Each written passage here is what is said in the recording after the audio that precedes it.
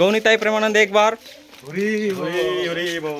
আমরা চলে এসেছি একটা এই নতুন গ্রামে। গ্রামটার নাম তো ঠিক করে জানি না, কিন্তু মানে রাস্তার আলাদিপুর না, আলাদিপুর পেরিয়ে এসেছি, মানে ওই জায়গাটার নাম ঠিক জানি না। মানে এখানে রাজবাড়ি আছে, এই পুরনো রাজবাড়ির সামনে আমরা মানে একটু কি বলছে চাঁদা তুলছি। আর এই আমাদের 4 জন মেম্বার আমাদের আলাদা আলাদা করে পাঠ করে দিয়েছে, এখানে 2 জন যাবেন, এখানে 2 জন যাবেন, ঠিক আছে।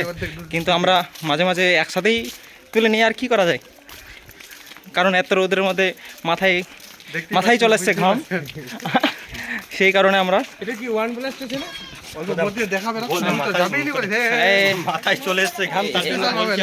এই ভাইয়ের দেখা যাচ্ছে না বলে মন খারাপ, কারণ এই ক্যামেরায় আসছে না। আর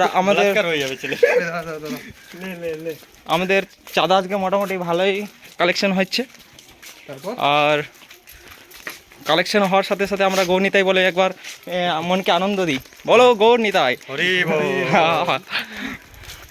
আর আমার মুখে হাসি দেখতেই পাচ্ছ, মানে হাসি দেখেই বুঝতে পারছো আমাদের মানে মানে কিরকম চাঁদা উঠেছে, ওই কারণে হাসিটা।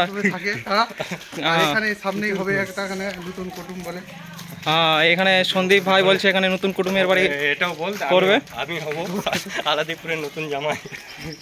এইসব ভুলভাল কথা, বাজে কথা কান দিও না সবাই বন্ধু।